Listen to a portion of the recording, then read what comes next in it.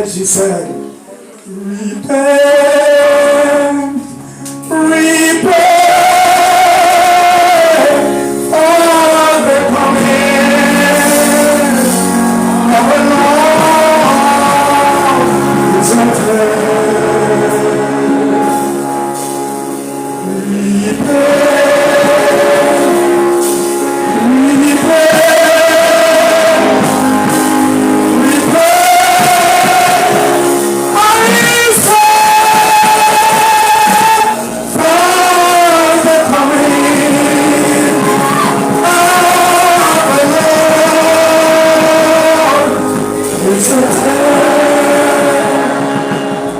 One more time,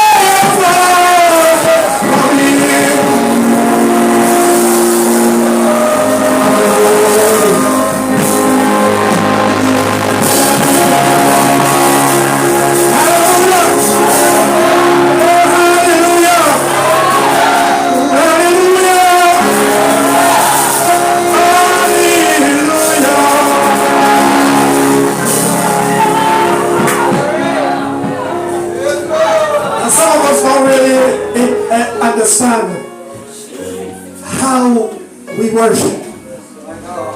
And so when we are asked to worship, we look very awkward. We must learn to worship. Hallelujah.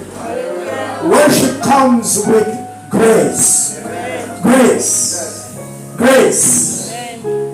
Hallelujah. If I say raise your hands, I must see grace in your hands. When you raise your hands, I must see grace in your hands. Hallelujah. Now lift your hands. Hallelujah. You're going to say it till you feel it. Hallelujah. Hallelujah. It's a giving in of yourself. And let the Holy Spirit flow. Hallelujah. The unsaved may, but we must worship the Lord in the beauty of holiness. So thank you, Jesus. So thank you, Jesus. So thank you, Jesus. So thank you, Jesus. Thank you, Jesus. Thank you, Jesus. Thank you, Jesus. Thank you, Jesus.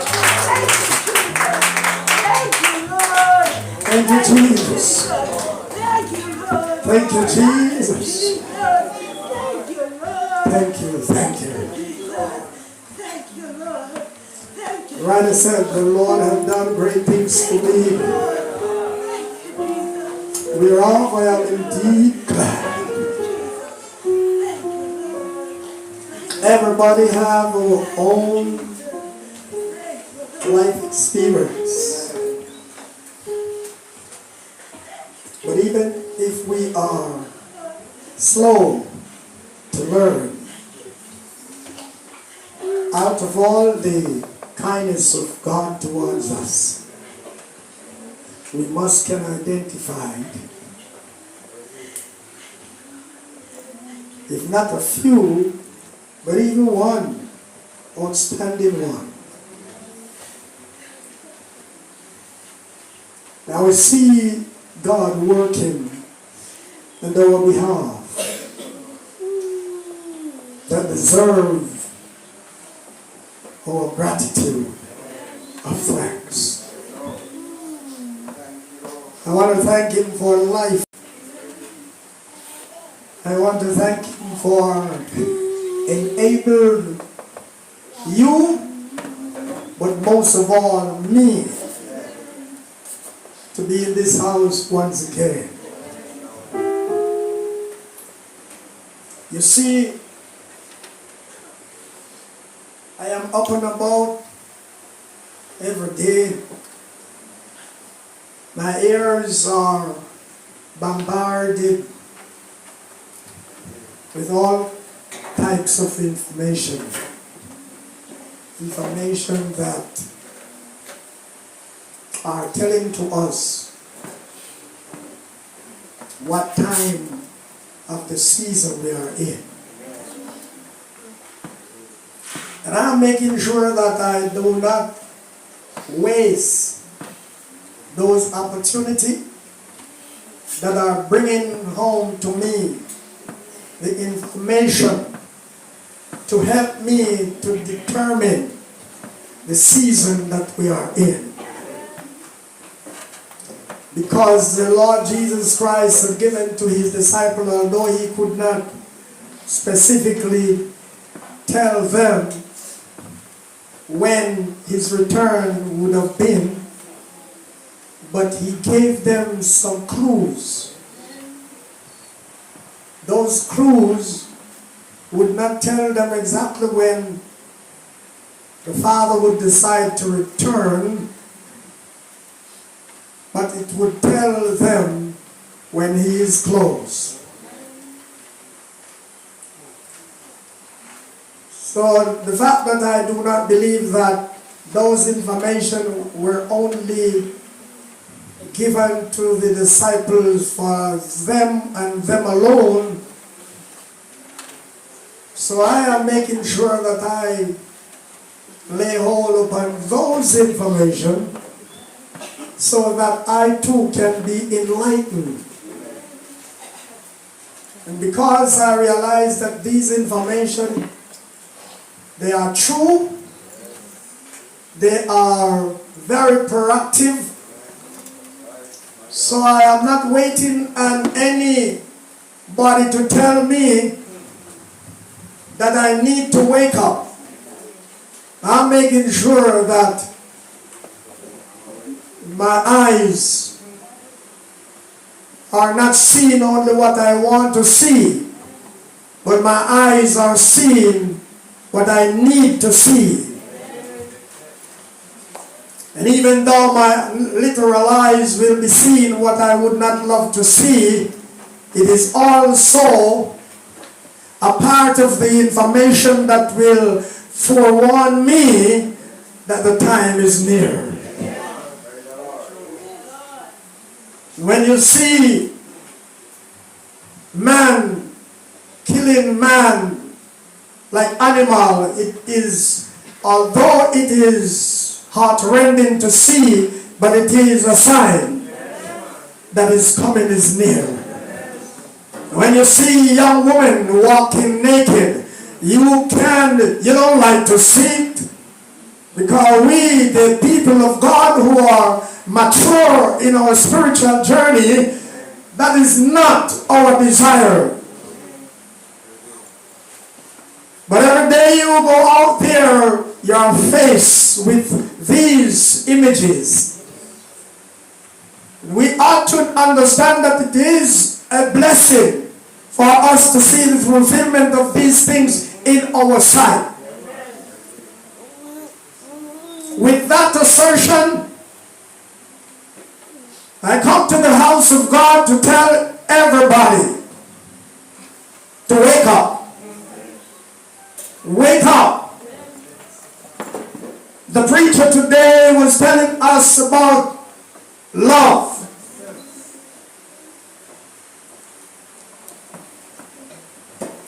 And it cannot be overemphasized how much we need love. But this love that the Bible is really speaking about, this one is not easy to really manage.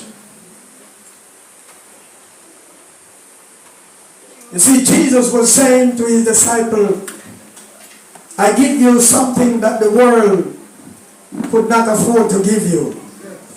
Amen? Amen. And this make it special. So for you to overcome the challenges of life in which the enemy, the adversaries, in which the preacher talk about, for we to overcome his device, we have to be possessed with the love from above. Also the wisdom. And I am saying out of this conviction which I have to everybody, let us stop playing fool. The time is upon us. The God of heaven and earth, he may not come tonight. But that does not mean that we may not depart tonight. Yes. Amen. Amen. And we have seen what is taking place is that you don't have to be in a war with somebody to get job. You just have to be among the wrong person at the wrong time. And sometimes you don't even know. Some of the people you are among are involved. You're a check. So sometimes we have to wonder what is happening. How come the good are being taken away and leave the bad? You see, it is suggesting to us that the only chance, sure chance that we have is to make sure that our life is hid with Christ. That at any given time we are taken away, whether by choice or not, we have that living hope. By your choice that you are going to survive. Your own feelings tell you that I'm not going to survive this one. And you look into everything, most things that you love, and you realize you're going to have to leave it. My question is, how would you love to leave? Would you love to leave with so many things unsettled, including your soul, not settled with God? For the most things that we live to secure, those things, even our family, we realize that for them to survive, we have to leave them into the care of somebody else. Why? Because we realize that this is it. Let me tell you something. It's a fearful position.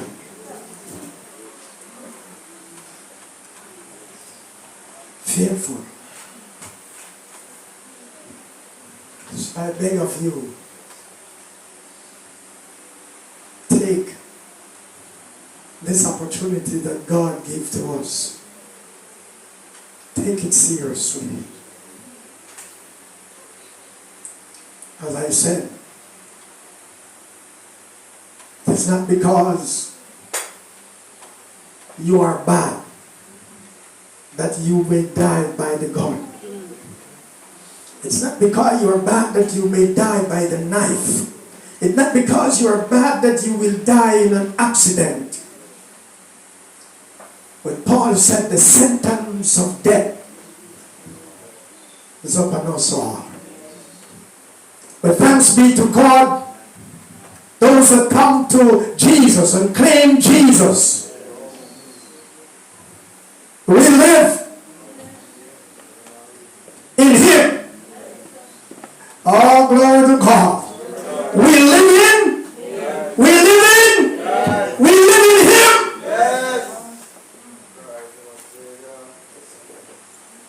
In Him we live, and in Him we dwell.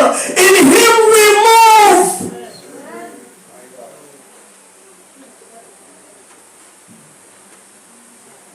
Paul told us about the impart things and how we are seeing things as we look into the mirror. Paul were demonstrating to the Corinthians the past covenant, which is an old covenant, which was just a shadow of that which was to come. What it is that was to come, to a new dispensation. This old covenant, we may have it in our mind, but it will be valued no more. For Jesus the Christ is coming with a new covenant.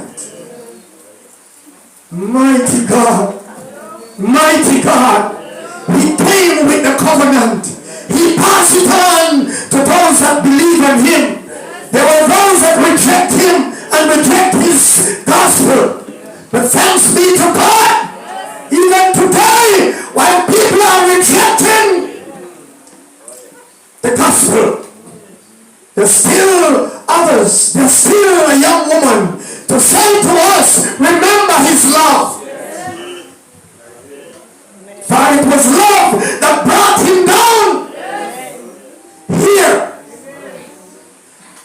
All that He went through it because He had one stop and ruffled that which was already done, which was not right in the eyes of His Father. And His Father was not willing that the human race would all wipe out. He seek for a solution to save us. It's full time that we start to think who God is. If you don't know who God is, I tell you, God is the only existing being that controls everything. Everything. Anything you can think of. Anything you can imagine. One person controlling. That is Almighty God. Who it is? Almighty God.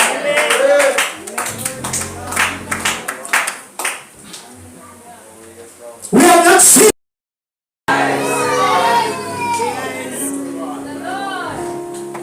Your eyes shall behold Him. Robed in dreadful majesty. He never stopped there. He said, those that sit at naught and saw Him shall weep, meekly wailing.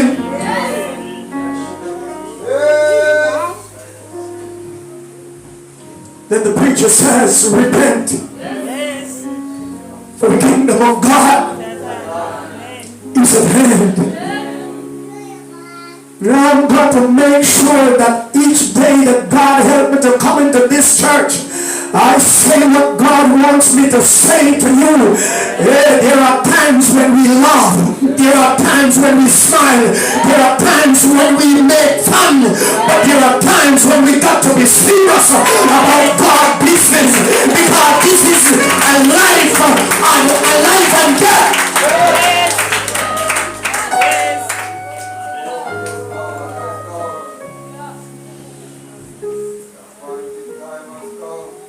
We cannot compromise.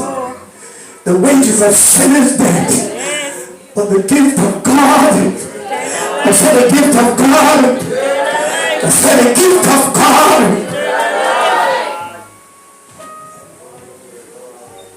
when some of us believers understand how glorious this gift of God is.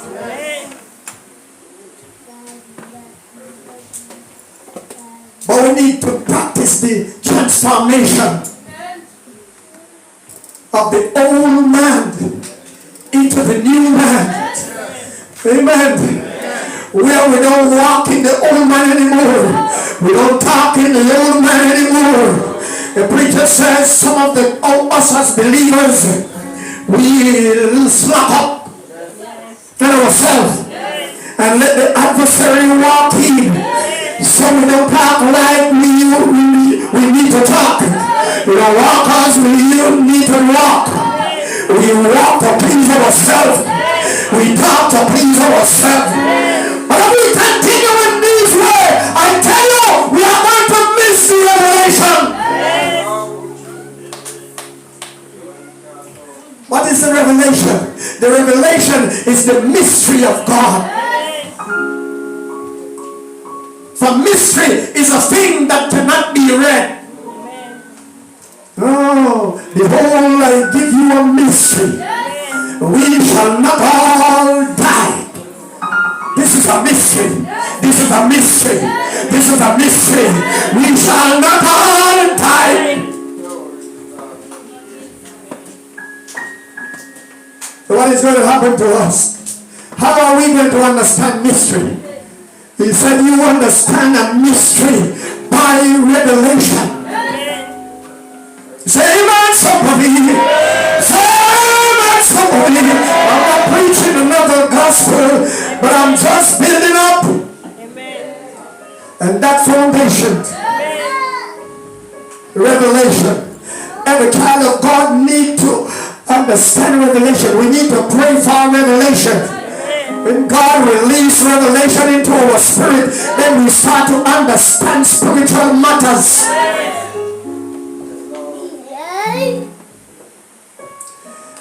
God bless you today. God keep you today. Tell yourself I am blessed to be into the house of God. Yes! So take this message and go home with it. Think of it. You mothers, think of it. Think of it. It may not be gunshot, but something else happened to you. And in your body you feel like, I'm not going to make it. I'm not going to make it. I'm not going to make it. You look at your children. You look at your children. I say you are looking at your children. For you love them. You're going to have to tell somebody, take care of my children. Where are you going? You're not going to Kingston.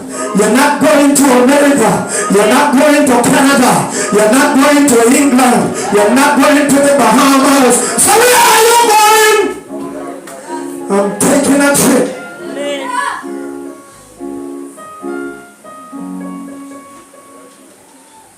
If you're not on the morning train, you're taking a trip down to the devil's hell. Yes. Amen. Amen. And if you're found on that train, not even Jesus can help you again. For he gave us two options. He said, choose one. I set before you life and death. He set before us life and death. He set before us life and death. He said, choose it. Be to God. Death is not the end. Death is not the end. Death can be the beginning of something good, of something new, of something long-lasting, of something healthy, of something strong. If we make the right decision. The Lord bless you.